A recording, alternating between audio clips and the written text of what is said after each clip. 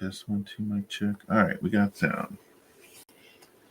We got sound. Not to be forgotten.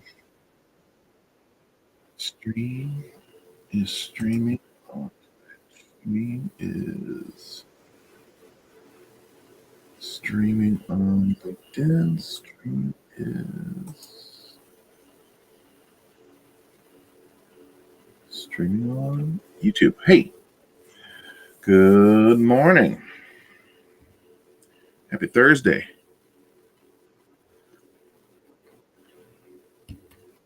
8 a.m. Oh my God. 8 a.m. Bright and early. That is Central Standard Time. If you are catching us from other parts of the country and or world, welcome to the stream. My name is Keith. I, as the crawling ticker says, am and have been a professional developer for 30 years. And I created the stream as a place to hang out while you're getting out job applications. If you're working in tech, if you were recently laid off in tech, if you were laid off in tech 6 months ago, and you've run out of your severance pay and you're trying to get back into the grind, if you're new and trying to get your first job in tech, come hang out. Get out those job applications. Consistency is key. It's a numbers game. If somebody said, you have to get out 100 job applications to get a job, you would do it. 500? 1,000? That's a lot, man. You never know how many it's going to be.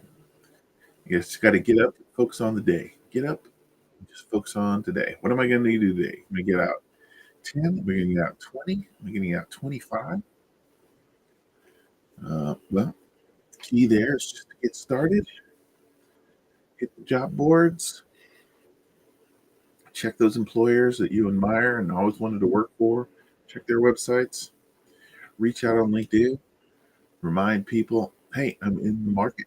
I'm looking for something active. If you guys know anything in the companies that you work for, please, I would appreciate a warm introduction, as it were.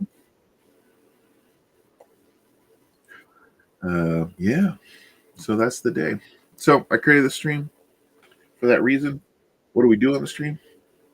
We check out the job postings every day, the newest job postings and those trends, job trends. And then we dive into a little news, what's going on in the tech industry and the wider business industry to see how it might affect the tech industry. So let's dive into it. If you have any questions, if you want to connect with me on LinkedIn, if you want to hit that subscribe button, that follow button, and or share it with other people that you know are in tech and maybe looking for work, I would appreciate it. And and get into it. I have been tracking the job posting numbers on Indeed for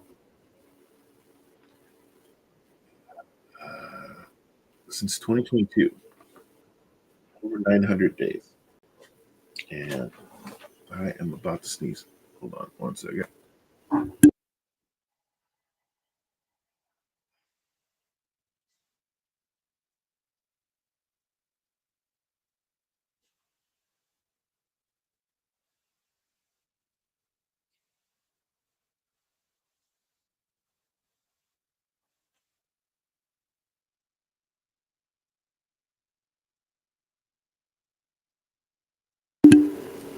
All right, here we go. Let's make sure I didn't mess something up. Okay, yeah, looks good. Looks good. Okay. I've been checking the job postings on Indeed for over 900 days. We'll be in summer, coming up on 3 years. I've been checking these numbers to get a trend of where the market is heading. I do that because my job is to manage coding boot camp to help people get into the industry, and so tracking that. First noticed, um, those 900 days ago that seemed like the number of job postings was going down. Our graduates were not getting jobs as quickly. What is going on? I got to figure this stuff out. And I couldn't find anybody else that was tracking the information, so I decided to start doing it myself. And what you're seeing here in the graph are the results of some of that data. The upper left-hand corner here is the last 7 days, and you'll see it's been flat, but in the last 24 hours, we got a little bit of an uptick. Yesterday, it was slightly on the downtrend. Today, it's slightly, ever so slightly on the up, and I wasn't frankly expecting it, because Thursdays tend to be, they start to trail off. The peak day tends to be Wednesday, with the number of new job, postings. So this is nice. Apropos of nothing, I don't know what the cause might be. There's nothing that drastically changed in the last 48 hours or so that would, although I did see some news, interesting news, that we'll talk about today that might be affecting things that was kind of off my radar in the larger and considering most of the news outlets that picked up, like it was everybody's radar. So the last 7 days, flat, but maybe a turnaround is beginning. In the last 6 months, um, nice trend line heading in the right direction. Out of the late summer into the fall, which was really flat. See here on the bottom chart, but that upward trend line is what we want to see. And then again, another slight downturn in terms of the last year. This time last year was right about the same number of job postings, and then last year, starting now, it dipped.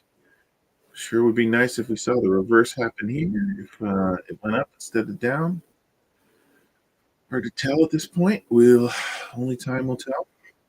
Um, but in general, we got probably about 40% more. I'm just pulling that number out of my rear end, but about 30 to 40% more postings now on average than there were, late summer into the fall. So again, we'll take any uh, any good news where we can get it these days. Uh, but gotta stay hopeful. It's all about your headspace when you're out there looking for a job. You got to believe at your core that there's a job out there waiting for you. You just haven't found it yet, and we're going to keep searching until we get it. This is a mental game more than anything. You did the hard work. You learned how to program. Maybe you got some experience working for other employers, but it always feels like a bit of a clean slate when you are laid off, when you're separated from your job and trying to get back into it again. Always feels like a clean slate. Oh, I gotta redo my resume. I gotta redo my portfolio. I gotta set up maybe a portfolio site. I don't know what I've got to do. I've got to get my LinkedIn straightened out. There's all this stuff that we don't think about when we have a job, and then as soon as we do, it feels like, oh, we're starting over, redoing all that stuff, getting all the documents, getting cover letters written, you know, all the stuff that it takes to kind of be efficient and effective in the job search. Um, it takes time. It's a struggle, but just part of the process, right? Again, the goal is to get a job. The goal is to be gainfully employed, and we just need to have that mindset. We're going to do whatever it takes to get where we need to go. So I do look at those numbers a little more granularly. This all these are focused on entry level positions, uh, but I decided to track things at a national level, and these are jobs. All the jobs posted on Indeed. Um, this case for JavaScript developers, but I've looked at similar numbers for Python and Java and some other roles, and these trends are pretty across the board, you know. And so when we look at the overall job postings, again, we had a huge spike at the beginning of the year. Some of that is just natural because coming off the end of the year, we had a couple of holidays back to back, so we're just less postings. Um, but we had a huge spike to above where we were before holidays, so that was good. And then, it was really on the enthusiasm. All this spike was on the enthusiasm of a new business-friendly administration. But one thing that is super friendly to business is stability in the markets, stability with the federal interest rate, stability in laws and regulations, stability in tax law. Businesses like that. They like to forecast. Oh, okay, if we do this, it's going to cost us this. We don't want any surprises on those costs. We don't want to have to pay more taxes or less taxes. You well, we always want to pay less taxes, of course, but we don't want to. We don't want the uncertainty of all that because it makes it hard to forecast businesses. When you can't forecast a business in a reliable way, it's hard to raise money. And what do you do with that money? You hire people, right? So, um, this uncertainty that we've seen on the political spectrum that leads over into the business tech spectrum, especially oddly in tech these days, because a certain person who calls Texas home spending a lot of time in DC these days, flexing muscle. And man, there's just so much uncertainty in the market right now. The dust has not yet settled. When it does, I'd like to think that we can kind of get back to that growth that we saw going into the fall. But in either case, whatever the case may be, we are going to get up every morning, get a little caffeine in us, hit those job boards, and get that job. That's our goal, right?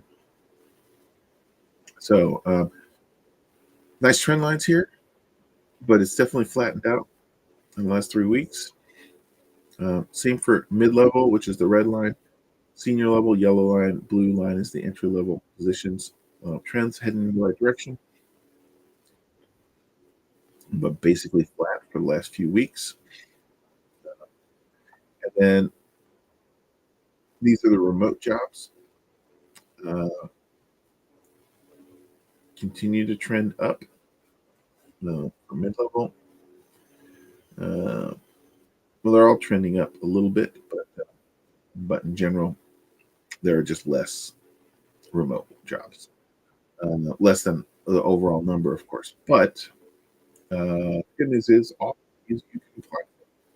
You can apply for local jobs. And you can apply for all these. It might not be as many as the other two graphs, but they're all available to you. It's great that we have this big number over here, and it's peaking. But those jobs in Des Moines and Poughkeepsie, who need butts and seats, we're not going to be able to get. Not be able to get. All right, questions before we jump into the news? How are we doing today? We got some caffeinated beverages. We got a favorite job board that you hit? Indeed, LinkedIn, Monster. What are you guys using for your primary job board? All right, let's see what we got.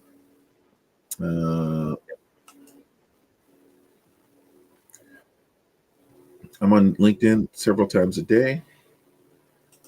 It is where technology tends to do business. It's where recruiters hang out. It is a place for uh, us to connect with old friends who might be able to get us a job. And they have a nice little handy news feed over there, so I always hit that just in the morning to check to see if there's any news uh, that interesting. The judge looks like the federal buyout plan on hold. Um, it's being challenged in courts. And there's this pesky problem of not knowing where the money is coming from because we have funding for the fall, summer and fall. We have a big, what everybody thinks is a big fight next month to try and get the government funded again. And we'll see how that plays out. Will the government be shut down? About 75,000 employees have opted into the program uh, to retire, to take the resignation. The estimation is a lot of these people are retiring. They're just taking essentially early retirement. They're getting a buyout. Uh, Not all of them. Again, some of them have the ability to go work in industry and the revolving door of industry and government. It seems to be spinning pretty heavily right now. As a bunch of these people are like, wait a minute, I always could make, you know, considerably more money in the private sector than I could in government. But I believed in the government. I wanted to serve, and so I made that choice. But the government is saying we don't want you. Uh, Take the money and run to a private company that's going to pay you more anyway. So you just get that big bonus out the door. Unless you get the job with more money, and maybe you sold a little bit of your soul at the same time, but you're getting paid for it. The thing about selling your soul is you should end up with a big bag full of cash on the other side. All right. But for us, some of those people are in tech. We're doing the tech for the government, and they're going to be out in the job market competing with us. Uh, something to something to think about. This was a story earlier in the week. Musk and a team of investors had made an offer to buy OpenAI. This is really part of the soap opera that is tech these days. Oh man, hold on one second.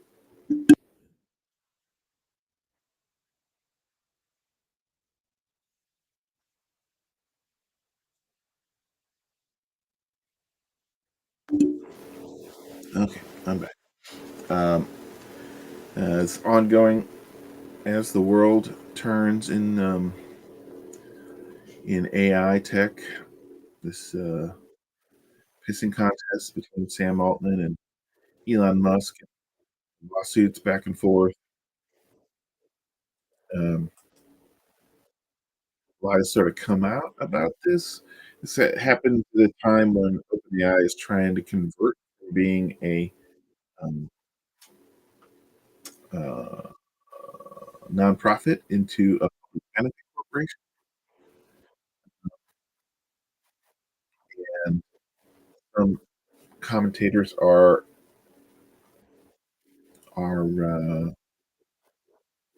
thinking that Elon Musk made this offer to kind of screw that deal up. He's been against it from the start, um, for obvious, I think, and many not so obvious reasons. If you know anything about the history of OpenAI and Elon Musk's involvement with it,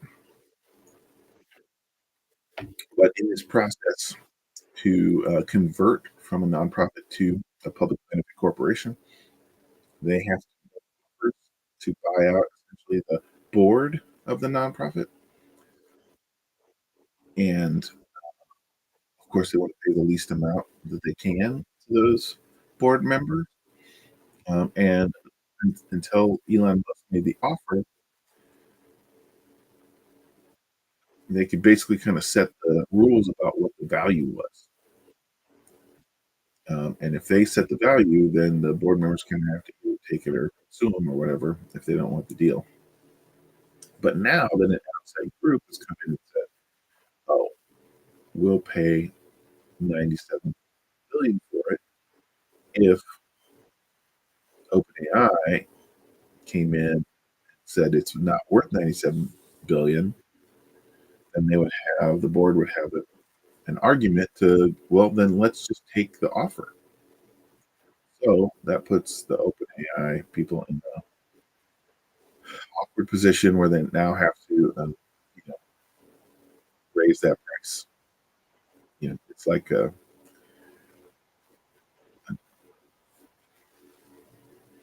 chain store coming in and undercutting a price from the local business and buying, selling things at a loss to steal all the business away from the local business because they know that they're a large chain and they can absorb that um, lack of profits, but the small company can't.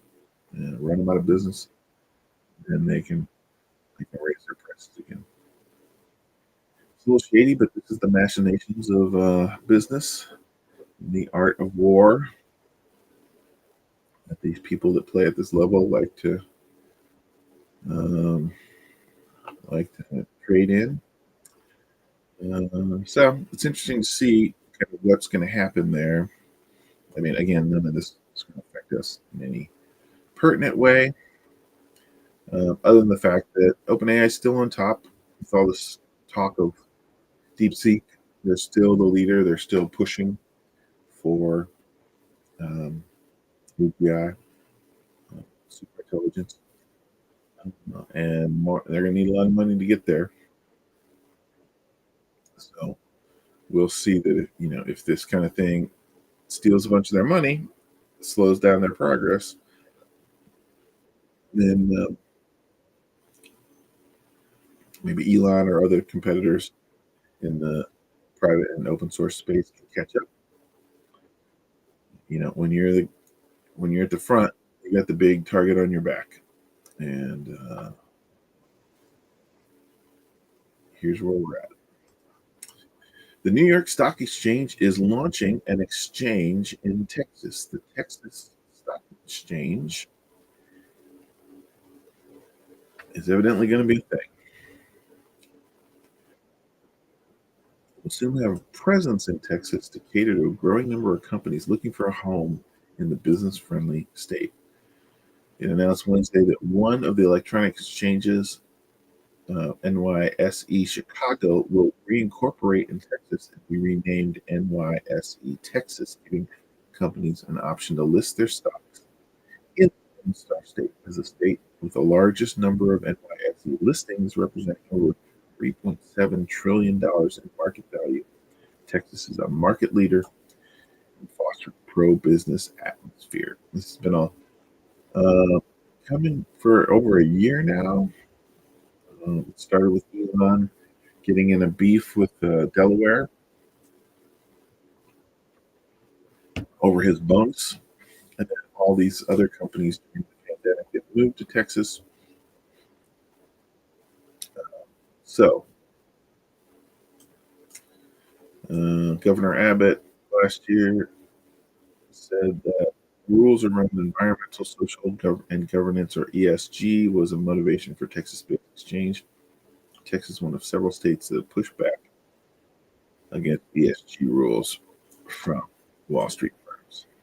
We need to make sure that Texas companies similarly situated are not going to be cut off from capital markets in New York. Policy decisions made from the left in places like New York.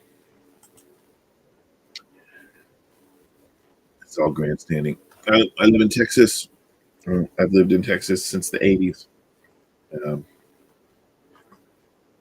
our governor wants to be president one day, and he is doing a lot of grandstanding here, blaming stuff on the left in New York City. I don't think there are a whole lot of lefties on Wall Street. I just don't think that's the case. Uh, let's see.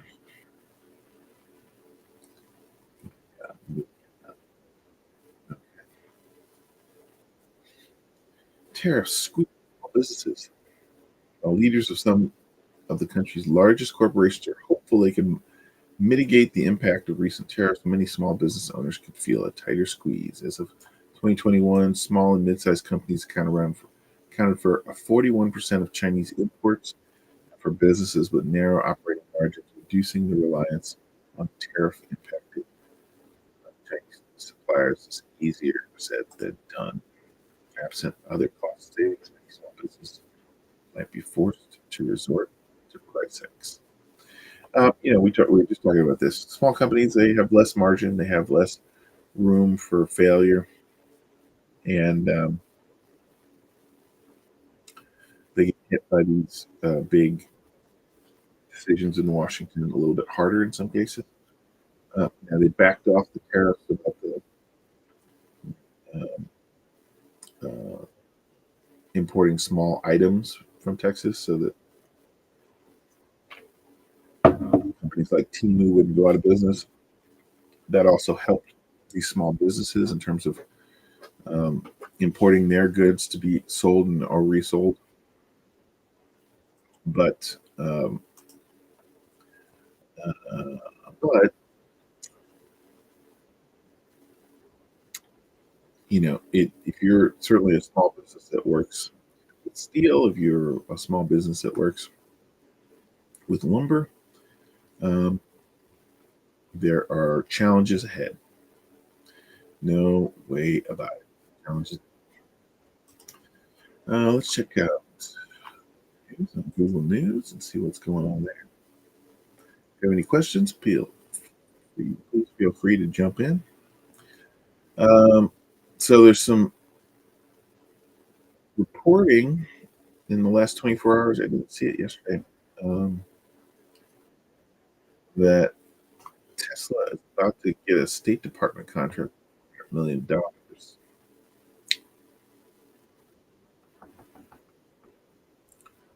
um, for an armored Tesla.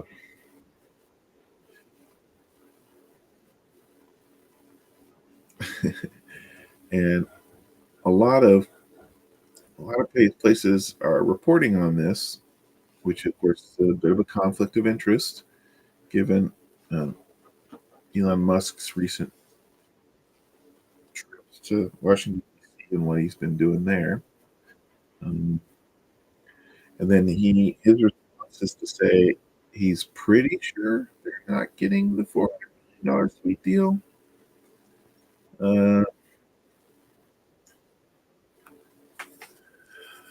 there you go. That's where we're at. Mark Zuckerberg is talking about more layoffs. He just laid off a bunch of people, and there are going to be more, he said.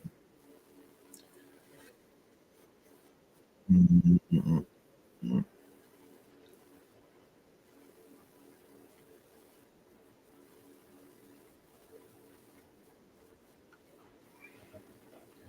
Federal workers say they increasingly distrust platforms like Facebook. I don't know what that's all about.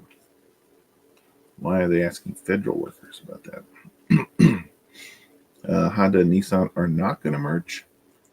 Let's talk about this. Mm, yeah.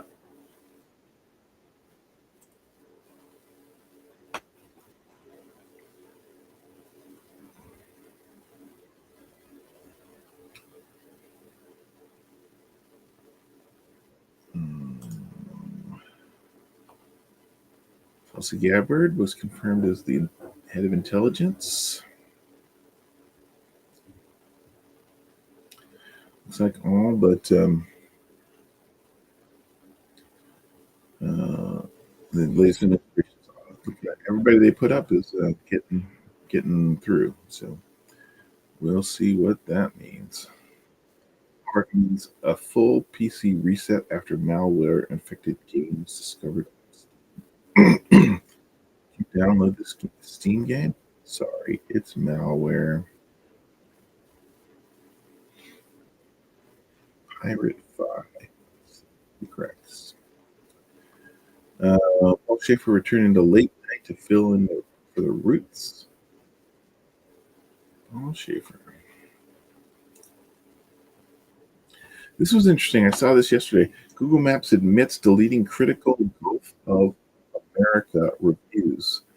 So they made a decision to change the Gulf of Mexico to Gulf of America in Google Maps. We talked about this when the news first came down last week, I think it was, and how it was kind of dumb in the sense that like they could very easily geo target that information and say like, if you're looking at it, if you're googling things from Mexico City, it'll say Gulf of America in Spanish. I mean Gulf of Mexico in Spanish.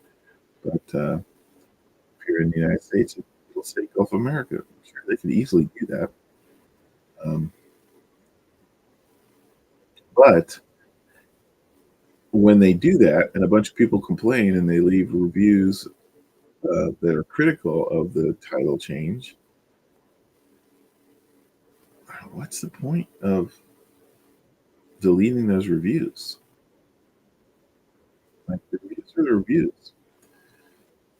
People are making their voice heard. I mean, clearly, if they're like spam bots who are generating thousands of reviews that are negative, that's not cool. But if it's just actual humans giving those reviews,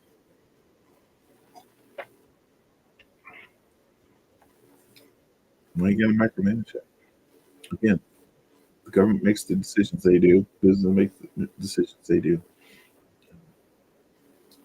Businesses should be responsive to their customers, and if you're silencing, breaking the contract with your customers, hey, I'm going to put a review up, positive or negative, and you should stay out of that.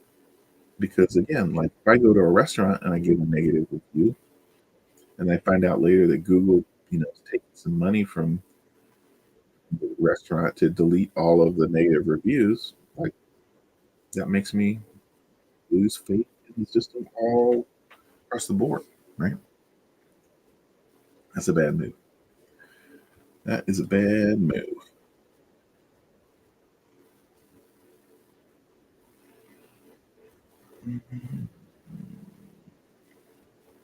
Like a modern Die Hard. This is got a new action thriller. British woman shot dead on holiday in Texas. Yeah, well, welcome to Texas. There are guns here, lots and lots and lots and lots of guns. I'm a gun owner, but I wouldn't call myself a gun enthusiast. Man arrested after injuring girlfriend's toddler. Ugh, I hate those news stories. As a parent, I've always hated those news stories. I don't. I don't want that in my feed. Days in Confused house is up for $1 million. It was worth a lot less when they shot Days and Confused. I am broadcasting from Austin, Texas. Uh, I've lived in Austin, Texas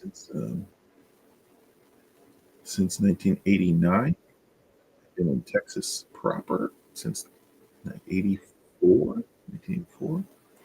Did not grow up in Texas, but it is where I consider home for now. I'm getting closer. I'm 10 years away from retirement. Two kids, one in college, one in high school. You know, 5 years ago, 5 years from now, things will look a little different. Might be time for a change. Who knows what the world will be like in 5 years? Hard to prognosticate.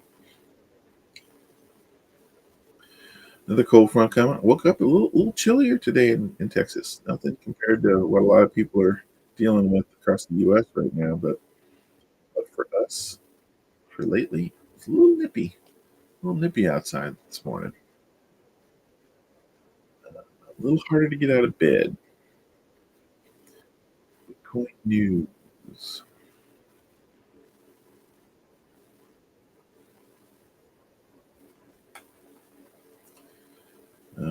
China's copyright infringement case in the U.S. District Court.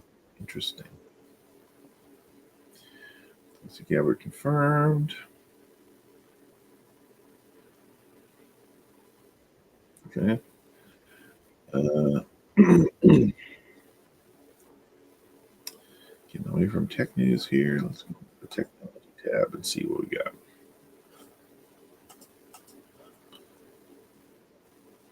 Hmm.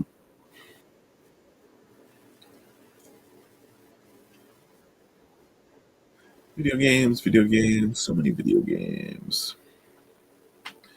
Phones, lots of phones. More video game. Apple finally lets you move your digital purchase to another account. It's been an issue. Be nice if everybody did that. It'd be nice if Steam did that. When my kids were young, I got a Steam account and we bought a whole bunch of games.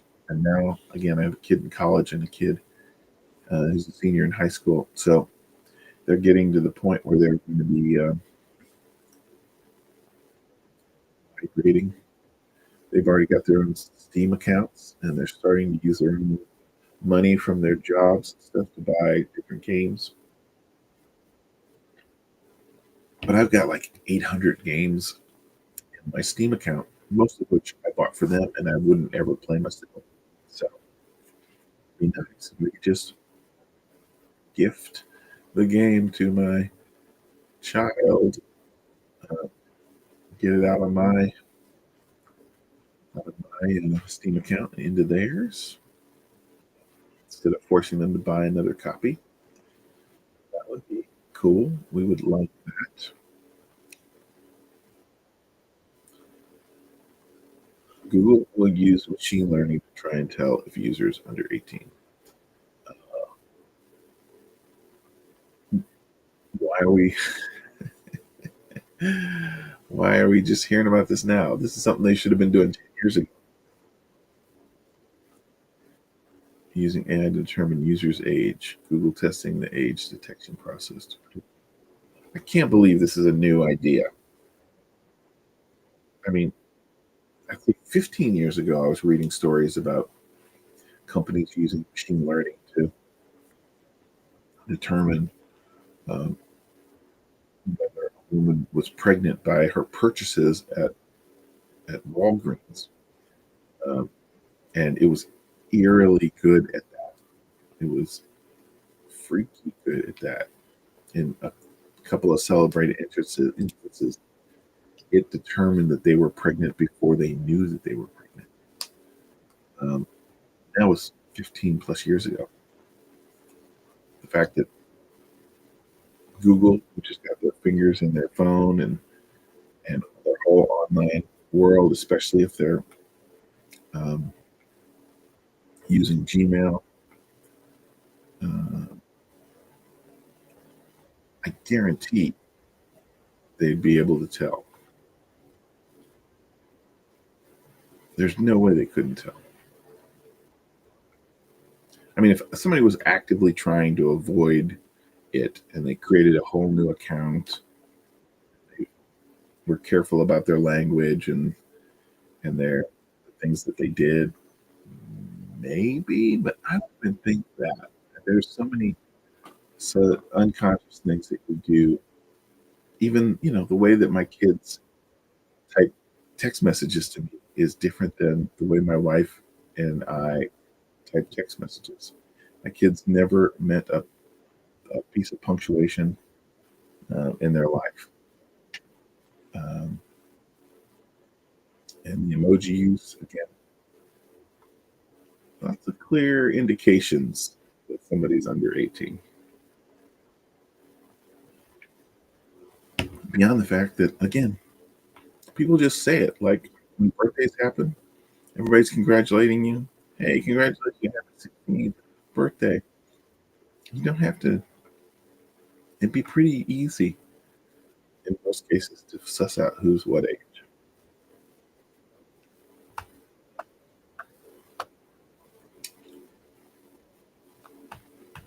Interesting. I have not played with the Firefly stuff yet. Um, this has been my, like, I don't need a whole lot of digital video. I do use digital animation generation, animation, imagery. Sorry, not animation, imagery. I haven't really played around with the video stuff very much, but need to crank out another trailer for the game that I'm working on, the Steam game, and so I'm gonna use some generative AI video to put that together. But I haven't started playing around with it yet. But from day one, like I thought that Adobe was going to win this game. Like Sora and all these other video generations, they're interesting and they're cool, but all they do is it's a magic box. You ask for a thing, it gives you a thing. Is that exactly what you wanted? Is it better than what you wanted? Is there a little aspect of it that you would like to change, but the rest of it is perfect? Uh, we're just now starting to see some tools to update and manipulate and change those things. But for the longest time, it's just like, I want a thing. Here's a thing. Is it a good thing? It's up to you to determine. Um, but Adobe is in the video editing business. They are in the layered uh, editing of um, video business, right? So, like this idea that you could go into your copy of Premiere or After Effects and say, I want a layer that is the background sky that's moving as if it were shot on a time lapse. And then boom, there's that video. And then like in the foreground, I want this. And I want it on a transparent background. Okay, boom. And in the midground on this level, I want to have, a galloping polar bear, and be able to ask for an aspect of that thing and really compose an overall video that you're trying to do. And if one thing is not quite right, iterate. I want to bear, you know, with a monocle and a top hat. Okay, right? Nope, actually, I don't like the top hat. Make it a fedora. Get rid of the monocle. And give him a, old timey mustache. Like getting in there and granularly like creating the individual layers of the video so that you can pull them all together. That's where this stuff gets super powerful. Uh, that is where you can really start to make, you know, films that follow a vision, right?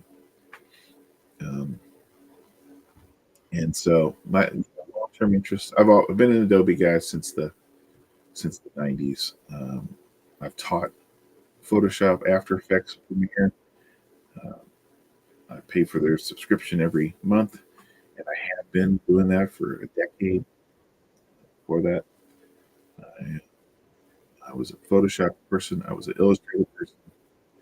I am deep in the Adobe sphere. Depends on what I'm doing. Like right now, I did a little video editing this last weekend, as a matter of fact, for a side project I'm working on, but it wasn't generative video. It was just straight up video editing. I do a lot of Photoshop work, probably not as much as I used to. 10, 20 years ago, I had Photoshop open 6 days a week. Now it's like 3 days a week, but still getting the most of it.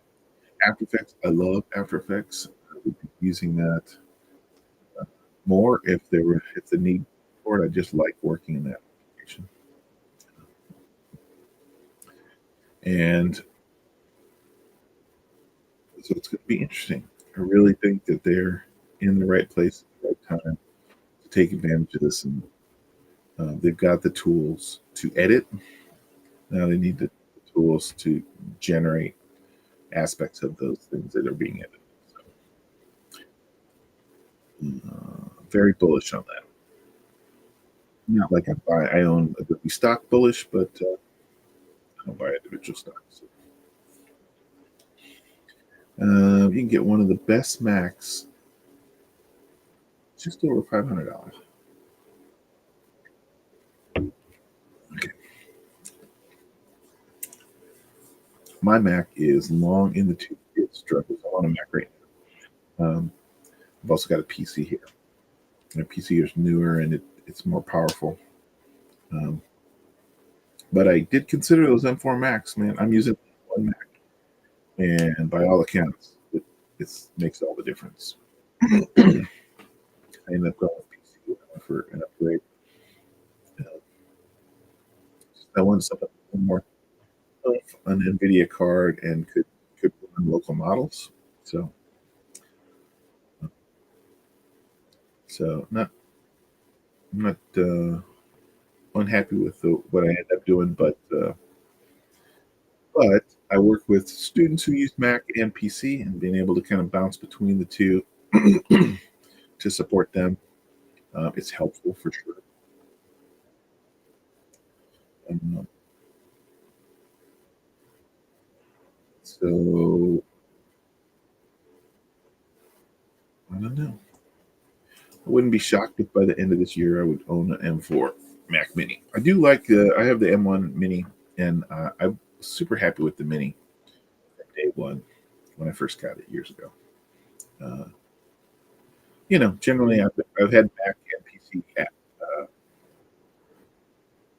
computers for all of my career. My first professional computer was a Mac. When I did more 3D animation and CAD work, I spent more time on the PC than the Mac at different times in my career. When I worked at Dell, I don't no, I'm not a big fan of Mac computers for their Dell employees. So I was all PC then.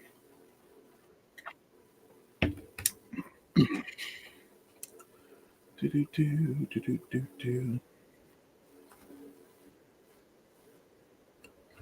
Power banks, uh, games.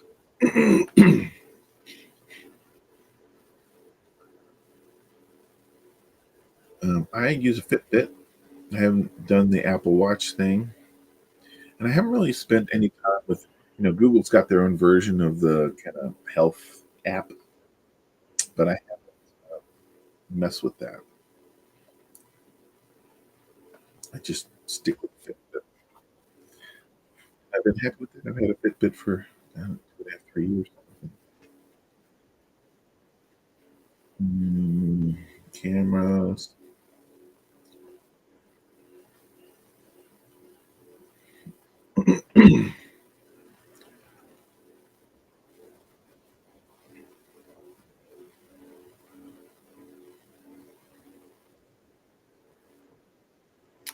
Lots of patches lately. Everything's wanting me to reinstall software. Update, update. I don't think that's going to slow down. uh,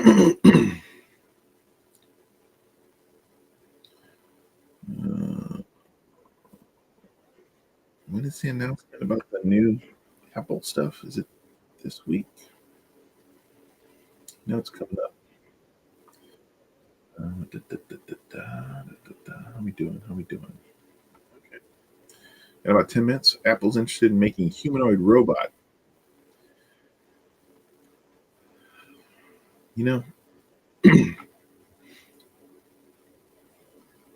it's interesting. If I were going to have a robot in my house, which probably eventually I will, 10 years from now, you do want a better design and that thing that you would interact with all the time. Apple is good at that. They are very good at that. Having said that, what happened to the Apple car? What happened to the Apple TV? You know, um, I mean, actual physical TV. Um, they're constantly working on stuff and they cancel it. You know, fairly free. So finding out that they've been working on or interested in working on a humanoid robot is not news in of itself. I mean, it's not news, but if they're exploring it, it means they're not close to releasing it yet. So that'd be interesting. Sometimes you have to take it with a grain of salt that sometimes they just put out press releases, not Apple specifically, but companies put out press releases saying, "Oh, this is what we're kind of playing around with, just to gauge to see if the market responds well to it." They put it out there, and if the stock market's like, "Ooh, Apple's going to do robots. Ooh, I'm going to buy a little more Apple stock." Uh, then they got a clue. Oh, maybe there's some interest in this. So that balloon that they floated out did not pop. We'll see. Yeah, we talked about this yesterday. Is AI making us dumb? Uh, short answer is no, unless you're lazy and like to be dumb.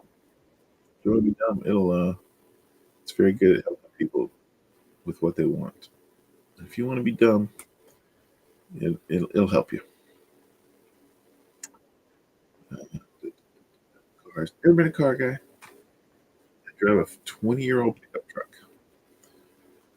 It is a 2005 pickup truck,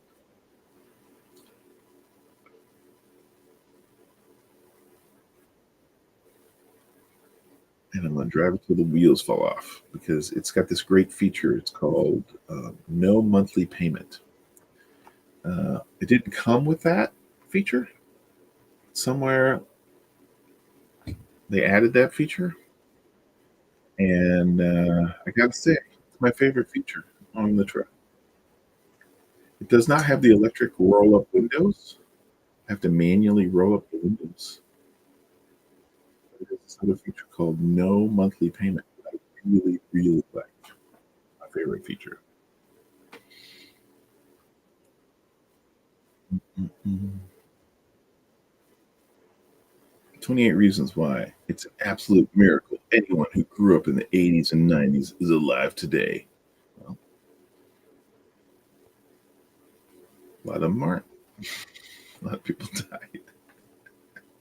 I grew up in the 80s. I was 12 years old in 1980. So, although I still have memories of the 70s, that, my high school years, uh, going into my young adulthood, that was all during the 80s. So, and then kind of my becoming,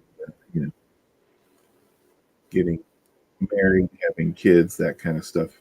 Well, the kids came a little bit later, but getting married, all that happened in the 90s.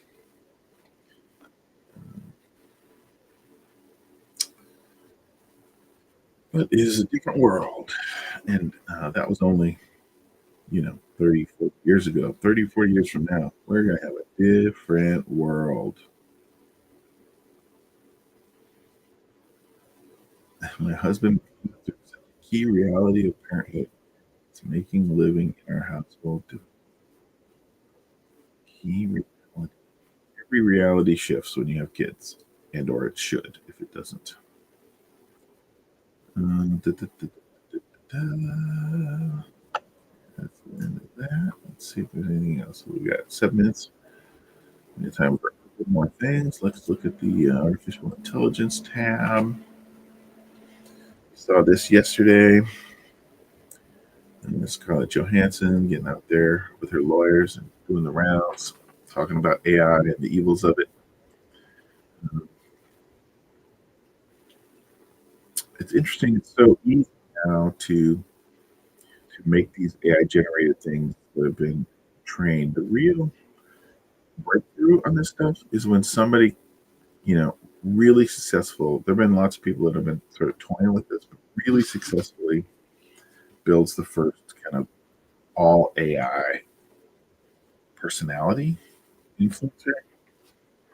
I mean, there's a bunch of these like Instagram accounts that've got some, you know, women in bathing suits getting lots of clicks and stuff. But that's different than, having a virtual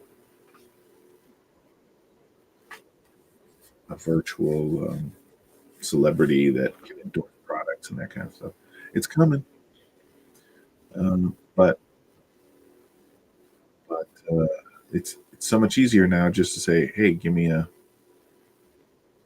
video of somebody, Spike Lee," you know, because it's trained on all that data, and it's a shortcut. You don't have to work to actually build up uh, an influencer and do the hard work there. Um, you get to leverage other people's IP and the work that they did to build up their celebrity, which is her main complaint. She put in the hard work.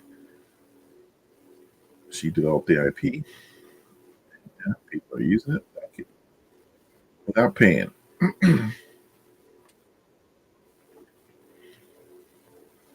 Crypto scams likely to hit a new record in 2024.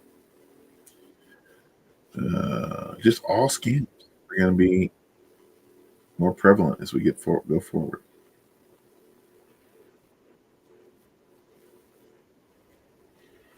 If you look in what's going on in health tech and using machine learning primarily, everybody wants to use the AI term, but really most of what's being done is machine learning. There's a more specific set of that. And those big breakthroughs are going to be coming for sure. Google will use machine learning to estimate a user's age. Just talked about that. How to DeepSeek build its AI with less money.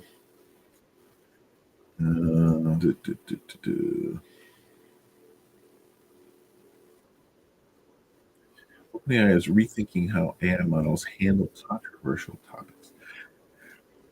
Yeah, I mean, there's certain topics that you just can't win if you're a business. Uh, Not take a stand will get you in trouble. Taking a stand will get you in trouble with half of America or all of America. And the stand is, it's a minefield. Um, it is a minefield. Meta in talks to buy a Korean AI chip startup by Samsung engineer.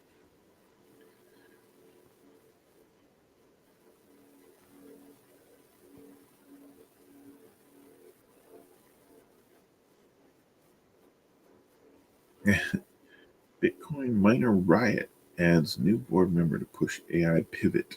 Riot platform appoints new directors. This has been an interesting thing. Everybody went off and started blockchain companies and mining companies, and then it wasn't worth it, so they shut them all down. But they still had all this hardware, but the hardware is getting old, in the tooth now. And now things are starting to come back again,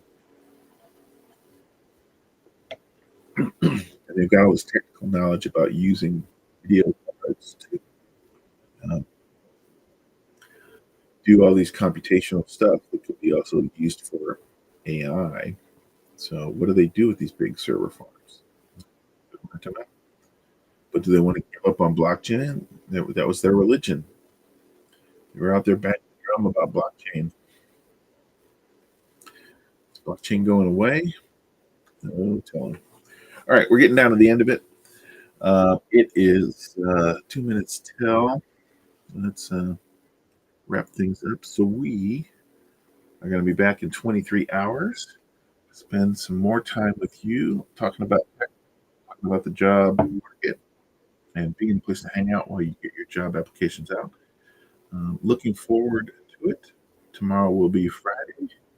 wrapping up this week. We'll be oh, halfway through halfway through February. This year is streaming by. I shipped another side project yesterday. I can show that off. That'll be fun. Another side project yesterday.